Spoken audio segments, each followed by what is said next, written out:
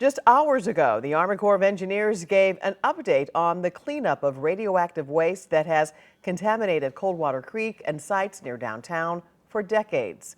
5 News 5's Laura Barcheski learned what's been done and the work still to do, Laura. Kelly, there was one note leaders made to start this meeting with tonight. There have been no federal funding cuts for this cleanup program through the Army Corps, and recently they've even been able to speed up that process. Over the last year, the Army Corps of Engineers says they've made progress on Coldwater Creek cleanup, including putting up signage warning the public about radioactive waste in the area. So we have 84 installed right now. We're continuing to get rights of entry from property owners and installing those along the creek.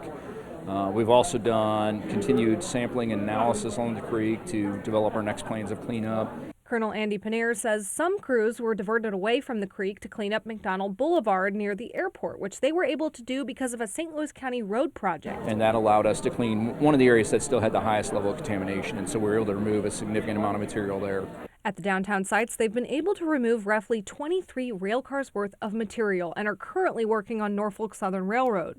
Dawn Chapman of Just Moms STL says they'd like to see the cleanup expedited, just as they did with the Westlake landfill following the EPA director's visit.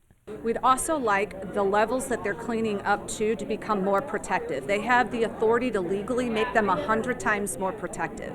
That's 100 times lower cancer risk that this entire community would have if they would do that. So those are our two asks tonight. I asked Colonel Pannier about expediting this work, and he says they've already been able to in some ways. The more funding we've got, it's allowed us to build a lab on site, so we no longer have to send samples out. We can immediately process those. We've increased the number of federal employees and contractors, so what that has allowed us to do is we can do things simultaneous. So I can sample in one location while I'm cleaning in another. Congressman Wesley Bell made an appearance at the meeting and says he's committed to doing what he can to provide funding and resources to the projects.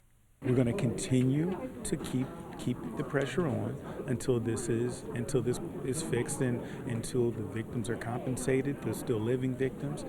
This is important. It's a priority, and that's why myself and my entire office are going to continue to work.